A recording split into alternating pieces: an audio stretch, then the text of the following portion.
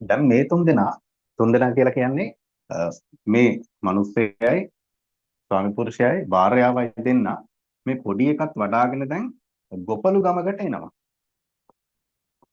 ගොපලු ගමකට එනවා. මේ ගොපලු ගමේ එක ගොපල්ලෙක් ඉන්නවා. මේ එක ගොපල්ලෙක් නෙවෙයි ඉන්නේ ගොපල්ලෝ කීප දෙනෙක් ගොපල්ලෝ සෑහෙන ප්‍රමාණයක් ඉන්නවා. හැබැයි එක ගොපල්ලෙක්ගේ ගෙදරට පසේ බුදුරජාණන් වහන්සේ කෙනෙක් දානට වඩිනවා. හැමදාම. හැමදාම දවල්ට දානට වඩිනවා. එදත් මේ පසේ බුදුරජාණන් වහන්සේ මේ ගොපල්ලගේ ගෙදර දානෙට වැඩලා දන් වළඳ වළඳ ඉන්නේ. එතකොට මේ ගොපල්ලා දන්නවා මේ ගොපල්ලට පේනවා තුන් දෙනෙක්. මේ මිනිස්සෙකුයි ගෑනු කෙනෙකුයි පොඩි අතදරුවෙක් වඩාගෙන බොහොම අබල දුබල වෙලා බොහොම අමාරුවෙන් ගේ ඉස්සරහ පාරෙන් ඇවිදගෙන යනවා. ඊට පස්සේ මේ ගොපල්ලා මේ තුන් දෙනාට මේ කතා කරනවා මේ දෙන්නට. මේ තුන් දෙනාට කියලා මම කියන්නකෝ මේ තුන් දෙනාට කතා කරනවා. කතා කරලා අහනවා කොහෙද යන්නේ? ඊට පස්සේ කියනවා අපි මේ අජිත කියන රටේ ඉඳලා මේ එන ගමන්. එතකොට අපි ජීවිතේ බේරගෙන මේ යන ගමන්. අපිට හරි බඩගිනි, හරි මහන්සි. ඒක නිසා කණ්ඩ මොකුත් නැද්ද කියලා අහනවා. ඊට පස්සේ මේ දැන් පසේ බුදුරජාණන් වහන්සේට දන් පිළිගන්න ගන්නවනේ ඉන්නේ. කණ්ඩ තියෙනවනේ. හොඳට කණ්ඩ තියෙනවා මේ ගොපල්ලගේ ගෙදර. මේ ගෙදර හොඳට කණ්ඩ බොන්න තියෙනවා. ඒක නිසා මේ පසේ බුදුරජාණන් වහන්සේට දන් පිළිගන්නලා ඉවර වෙලා පසේ බුදුරජාණන් වහන්සේ ආපහු ආරාමයට වැඩියට පස්සේ මේ තුන්දෙනා වාඩි කරලා හොඳට කණ්ඩ බොන්න දෙනවා. කිරිබත් දෙනවා එළඟි තෙල් එක්ක.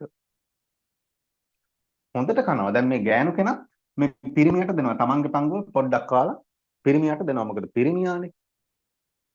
පිරිමියා හොඳට හයහත්තේට ඉන්න එපයි කියලා පිරිමියට දෙනවා.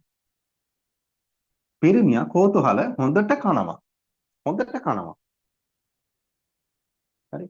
ඉස්මුරුත්තවට යනකම් කනවා. එනකම් කනවා. මේ කන වෙලාවේ මේ මිනිස්සයා රකින්නවා මේ ගොපල්ලගේ ගෙදර බල්ලෙක් ඉන්නවා. බැල්ලියක්. මේ ගොපල්ලගේ ගෙදර බැල්ලියක් ඉන්නවා. හරි. මට අඳින්න බෑ ලස්සනට. බැල්ලියක් ඉන්නවා. මේ බැල්ලිටත් හොඳට කන්න බොන්න හම්බ වෙනවා මේ ගොපල්ලගේ ගෙදර ඉන්න හින්දා. දැන් මේ කෝතුහල හිතනවා දැන් මේ මනුස්සයා හිතනවා මේ මනුස්සයාගේ තියෙන මේ අර මොකක්ද ඒකට කියන්නේ අර ඒ හැංගීමට කියනවා නේද වචනයක් අර මේ නිකන් අර ඊර්ෂ්‍යාව මේ මනුස්සයාගේ ඊර්ෂ්‍යාව කියලා කියන්නේ ඇරියස් එක කියලා කියන්නේ මේ මනුස්සයා හිතනවා මේ ගොපල්ලගේ ගෙදර ඉන්න මේ බල්ලටත් හොඳට කන්න බොන්න ලැබෙනවා නිකන් ඉඳගෙන බල්ලෙක් කියලා අපි කොච්චර අමාරුවෙන් දවස් කීයක් මේ බඩගින්නේ निराහාරව ආවද කියලා මේ මනුස්සයා හිතනවා. පොඩි සියුම් ඊර්ෂ්‍යාවක් ඇති වෙනවා. දැන් ওই මිනිස්සුන්ට තියෙනවනේ අපි හැමෝටම තියෙන ගතියක් නේ ඒක. කවුරු හරි හොඳ කාර් එකක් යනවා නම් BMW එකක් යනවා නම් Ferrari එකක් යනවා නම් අපිට ඊර්ෂ්‍යාවක් ඇති වෙනවානේ. නේද? ඒකට කියන්නේ ඇරියස් එක කියලා. සෝෂල් ඇරියස් කියලා කියන්නේ. ඒ වගේ එකක් ඇති වෙනවා මේ මනුස්සයාට කෝතුහලටත් මේ බැල්ලි සම්බන්ධයෙන්. හැබැයි හොඳට කනවා දැන් මේ කාලිත් දෙනවා මේ ගෑනු කෙනක් දෙනවා මේ පිරිමියාට මේ පිරිමියානේ කියලා තමන්ගේ පංගුවක් දෙනවා මෝ හොඳට කනවා කාලා ඉවර වෙලා ඉස්මෘත්තාවට ඇවිල්ලා එදා රෑ කෝතුහල් මැරෙනවා කෝතුහල මිය යනවා කෑම දිරව ගන්න බැරුව ඊට පස්සේ මේ ගෑනු කෙනාට යන්න දෙන්න මන් නැහැනේ දැන් මේ පොඩි එකකුත් ඉන්නවා යන්නේ නමන් නැහැ ඒක නිසා මේ ගොපල්ලා කියනවා මගේ ගෙදර බැල මෙහෙවරකම් කරන්න මම කීයක් හරි දෙන්න ඒකෙන් ජීවත් වෙන්න. හරි. එතකොට මේ ගෑනු කෙනා මේ ළමයාත් එක්ක මේ ගොපල්ලගේ ගෙදර බැල මෙහෙවරකම් කරලා ජීවත් වෙනවා. ඒ හම්බෙන වැටුපෙන් මේ අර පසේ බුදුරජාණන් වහන්සේට දන් පිළිගන්නවා. දන් පිළිගන්නවා තමන්ට පුළුවන් විදිහට. දන් පිළිගන්නලා මේ මිනිස්යාටත් පින් එහෙම අනුමෝදන් කරනවා. දැන් මේ මිනිස්යා ගේ හිතේ අන්තිම මොහොතේ ඇති වෙච්ච සිතුවිලි මොනවද? මැරෙන්න ඔන්න මෙන්න තියෙනකොට මෙන්න මේ බැල්ලි සම්බන්ධයෙන් සිතුවිල්ලක් ඇති වෙලා තිබුණා. ඒක යහපත් සිතුවිල්ලක්ද අයහපත් සිතුවිල්ලක්ද? ඒක අයහපත් සිතුවිල්ලක්. ඒක නිසා මොකද වෙන්නේ? මරණින් පස්සේ මේ කෝතුහල මේ බැල්ලිගේ බඩේ බලු පැටියෙක් වෙලා උපදිනවා. එක බලු පැටියයි. මේ බැල්ලිට හම්බෙන්නේ එක බලු පැටියයි. හරි? ඔන්න ටික දවසකින් මේ බැල්ලි බලු පැටියෙක් වදනවා. මේ කවුද මේ බලු පැටියා? කෝතුහල. කෝතුහල තමයි මේ බලු පැටියා. දැන් මේ මේ ගෙදරට හැමදාම මේ පසේ බුදුරජාණන් වහන්සේ එනවනේ දන් වළඳන්න. හැමදාම එනවා දවල්ට. එතකොට මේ පසේ බුදුහාමුදුරුව මේ බලු පැටියටත් කෑම දෙනවා. බලු පැටියටත් කෑම දෙනවා. එතකොට මේ බලු පැටියා සහ පසේ බුදුරජාණන් වහන්සේ අතර බැඳීමක් ඇති වෙනවා. ඒ බැඳීම ඇති වෙන්නේ පසේ බුදුරජාණන් වහන්සේට නෙවෙයි. මොකද බුදුහාමුදුරුවන්ට රහතන් වහන්සේලාට එහෙම බුදුන් වහන්සේලාට එහෙම බැඳීම් ඇති වෙන්නේ නැහැනේ. මේ බලු පැටියට බැඳීමක් ඇති වෙනවා. ආදරයක් ඇති වෙනවා. පසේ බුදුරජාණන් වහන්සේ පිළිබඳව. හරි ආදරේ දැන් මේ බලු පැටියා. මේ බලු පැටියා කවුද? කෝතුහල. හරි. දැන් සමහර දවස්වලට දැන් දානේ සූදානම් කරලා ඉවර වෙලා දානේ සූදානම් ඔබ වහන්සේ වඩින්න අපේ ගෙදරට කියලා හැමදාම මේ ගොපල්ලා තමා පසේ බුදුරජාණන් වහන්සේට ගිහිල්ලා ආරාධනා කරන්නේ ආරාමයට ගිහිල්ලා. ආරාමයට කියන්නේ මේ පසේ බුදුරජාණන් වහන්සේ ඉන්න ඒ කුටියට ගිහිල්ලා ආරාධනා කරන්නේ. සමහර දවස්වලට එහෙම ආරාධනා කරන්න යන්න වෙලාවක් නැති වෙනකොට, ඒ කියන්නේ Tamanට වැඩ රාජකාරියක් ඉදලා තිබ්බොත් එහෙම මේ ගොපල්ලා කරන්නේ මේ බලු පැටියට කියනවා මේ ගිහිල්ලා බුදුහාමුදුරන්ට කියන්න දානේ හරි කියලා. මේ වෙලාවට මේ බලු පැටියා මොකද කරන්නේ? බලු පැටියා දුවගෙන ගිහිල්ලා කැලයක් මැද්දෙන් එහෙම යන්න තියෙනවා. කැලේ මැද්දෙන් ගිහිල්ලා පසේ බුදුහාමුදුරුවන්ගේ කුටිය ඉස්සරහට වෙලා බුරනවා. බුරනකොට දැනගන්නවා පසේ බුදුහාමුදුරුව හරි. දැන් දානේ වෙලාව තමයි. මේ බලු පැටිය ඇවිල්ලා තියෙන්නේ මාව එක් කරගෙන යන්න. දැන් බලු පැටියා ඉස්සරහින් යනවා, පිටිපස්සෙන් බුදුහාමුදුරුව වඩිනවා. මේ බලු පැටියාගේ එක ගතියක් තියෙනවා. ඒ තමයි දැන් කැලේ සත්තු එහෙම ඉන්නවනේ. දැන් තමන්ගේ ස්වාමි පුරුෂයාත් එක්ක ගොපල්ලත් එක්ක යන දවස්වල මේ බලු පැටියා දකිනවා ඒ ගොපල්ලා අර ලොකු පොළු දඬු මුගුරු අරගෙන බිමට පත බානවා කියලා කියන්නේ. කඩි බානවා කියලා කියන්නේ. බිමට ගහ තමයි යන්නේ. මොකද සත්තු එහෙම පාරෙන් අයින් වෙන්න. ඒක නිසා මේ බලු පැටියා මේක දකිනවා. ඒක නිසා මේ බලු පැටියා මොකද කරන්නේ? පසේ බුදුහාමුදුරුවන්ගේ ආරක්ෂාවට බුර තමයි යන්නේ. ඉස්සරහින් බුර යනවා. හරි. එතකොට සත්තු එහෙම භයානක සත්තු එහෙම සර්පයි පාරෙන් අයින් වෙනවා. ආරක්ෂාවට. පසේ බුදුහාමුදුරුවන්ට මේ එක දවසක් දැනගන්න ඕන වෙනවා මේ ඇත්තටම මේ බලු පැටියා මේ ඇත්තටම මේ හිතලද මේක කරන්නේ කියලා. ඒක නිසා මේ පසේ බුදුහාමුදුරුවෝ එක දවසක් කරන වැඩේ මේ තමන් මේ යන පාරෙන් වෙන පාරකට හැරෙනවා නිකන් පාර වැරදුනා වගේ. දැන් බලු පැටියා ඉස්සරහින් යනවා, බුදුහාමුදුරුවෝ වෙන පාරක යනවා. බලු පැටියා මොකද කරන්නේ? දුවගෙන ඇවිල්ලා සිවුරෙන් අදිනවා. සිවුරෙන් ඇදලා හරි පාරට ගන්නවා පසේ බුදුහාමුදුරුවෝ. ඊට පස්සේ පසේ බුදුහාමුදුරුවෝ දැනගන්නවා හරි මේ අවබෝධයෙන්ම තමයි මේ වැඩේ කරන්නේ මේ බලු පැටියා. හරි. කොහොම හරි ඔන්න ඔය විදිහට මේ බලු පැටියා සහ පසේ බුදුහාමුදුරුවෝ අතර පොඩි බැඳීමක් ඇති වෙනවා. ඒ බැඳීම ඇති වෙන්නේ බලු පැටියාගේ පැත්තේ. හරි. එතකොට දැන් කොහොම කාලයක් ගත වෙනවා.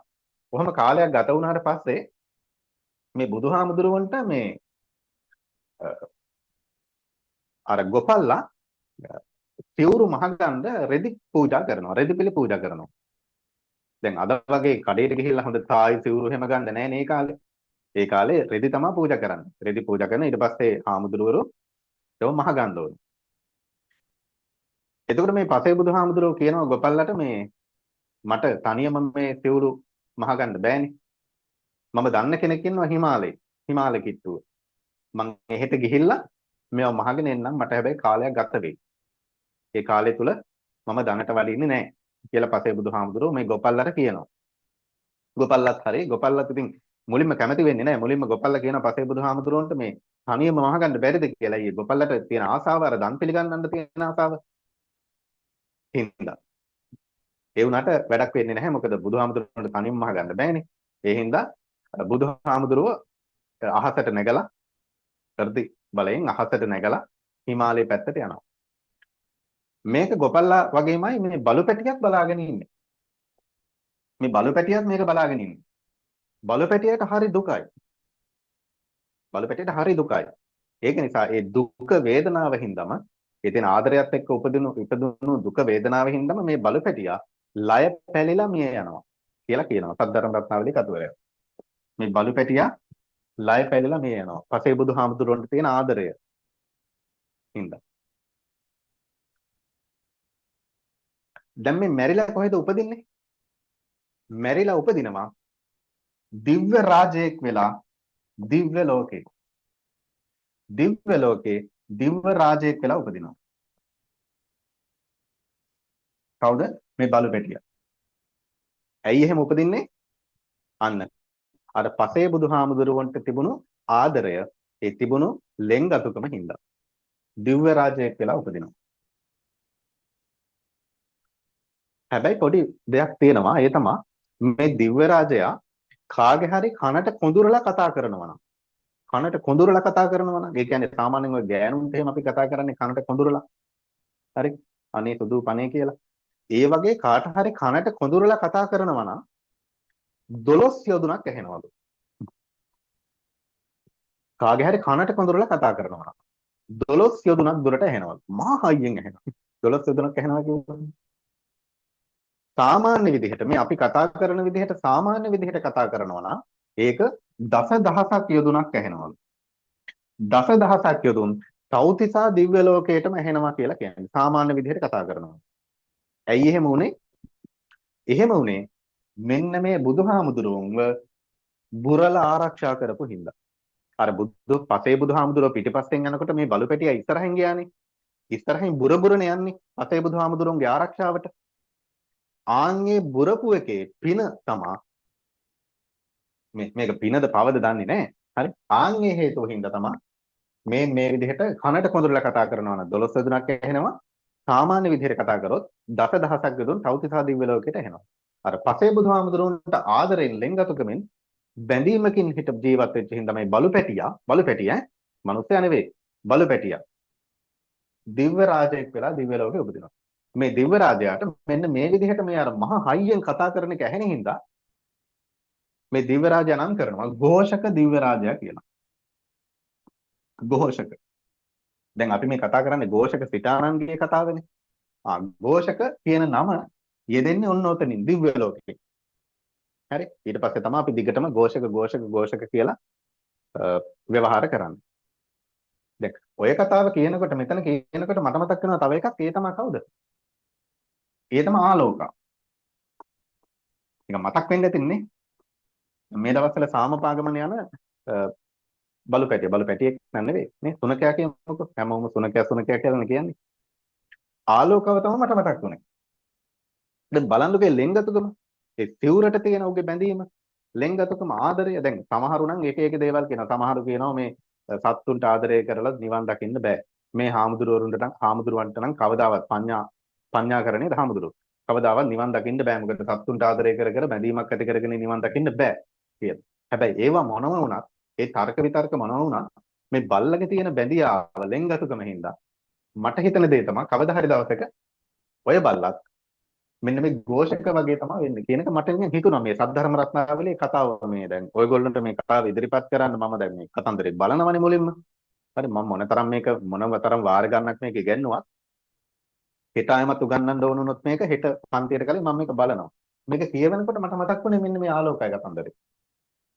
කවදා හරි දවසක ආලෝකත් මරණින් මතු දිව්‍ය ලෝකෙක වුණත් උපදින්න පුළුවන්. ඇයි ඒ? චීවරයට බුද්ධ චීවරයට තිබුණු ඇල්ම හින්දා. ඒ ආදරයේ හින්දා. හරි? තේරුණාද? ඒ ආදරය, ඇල්ම, බැඳීම කියන එක මිනිස්සුන්ට ඇති වෙනවා. හැබැයි ඒක හැමතිස්සෙම ඒක මේ නොහොඳක් නෙවෙයි. ඒක හොඳට මතක තියාගන්න. ඒක හැම දෙයකම අපි හොඳ දකින්න ඕනේ.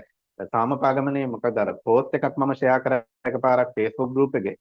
ඒක පිරිමි ළමයි අහලා තිබ්බමකින් මේකෙන් අපිට මොනවද වෙන්නේ කියලා ලෝකේට අපිට මොනවද වෙන්නේ කියලා. වෙන දේ වෙයි කවදා හරි දවසක. මොකද ලංකාව තුල ওই ගමන යන එකෙන් නම් මොකුත් වෙන්නේ නැහැ ඇත්තටම. හැබැයි ඇමරිකාව, කැනඩාව, ඔය යුරෝපීය රටවල්, බටහිර රටවල් වල ওই ගමන යද්දී වෙනස්කම් සිද්ධ වෙනවා. මිනිස්සුන්ගේ සිතුවිලි වෙනස් වෙනවා. සමහර වෙලාවට ඕකේ අවසානයේදී අර යුද්ධ වුණත් දැන් මේ වෙද්දි ලෝකේ තියෙන යුද්ධ සමහරක් වුණත් නතර වෙන්න පුළුවන්. තේරුණාද? ඒක නිසා මේ කතන්දරෙන් ඉගෙන ගන්න ඕන කාරණේකුත් තියෙනවා. මේ බලුපැටියාගේ පසේ බුදුහාමුදුරුවන්ගේ මේ කාගෙද මේ ഘോഷක දිව්‍ය රාජයාගේ මේ කතන්දරෙන් පොඩි දෙයක් ඉගෙන ගන්නත් තියෙනවා. ඒ තමයි ඕනම දෙයකට ඇල්මක් ඇති කරගන්න. හරි? විශේෂයෙන්ම චීවරයට. බුදුදහමට ඇල්මක් ඇති කරගන්න, ඒක අගය කරන්න, ඒකෙන් ගන්න ඕන දේවල් ටික ජීවිතේට ගන්න. එහෙම ගත්තාම තමන්ගේ ජීවිතේ කවදාවත් වරදින්නේ නැහැ. හරි? අගාධයට ඇදලා වැටෙන්නේ නැහැ. දියුණුවෙන් දියුණුවටපත් වෙනවා. තේරුණාද? මිනිස්සු බලන්නකෝ. බුදුදහමත් එක්ක, ඒ කියන්නේ දහමත් එක්ක සමාන්තර ජීවිතයක් ගත කරන මිනිස්සු මොනතරම් තමන්ගේ ජීවිතය යහපත් කරගෙනද කියලා. ඒක එහෙම තමයි. දිව්‍ය ලෝකේ ඉපදුනේ නැතත් මනුෂ්‍ය ලෝකයක ඉපදුනත් සැප සම්පත් සහිතව හොඳට සැපවත් ජීවිතයක් ගත කරන්න පුළුවන්. මතු ආත්මයක නෙමෙයි මේ ආත්මුණත් එහෙම තමයි. හරි? මේ සමහර ඒවා ඉතින් අත්දැකීමෙන් තමයි මාත් කියන්නේ.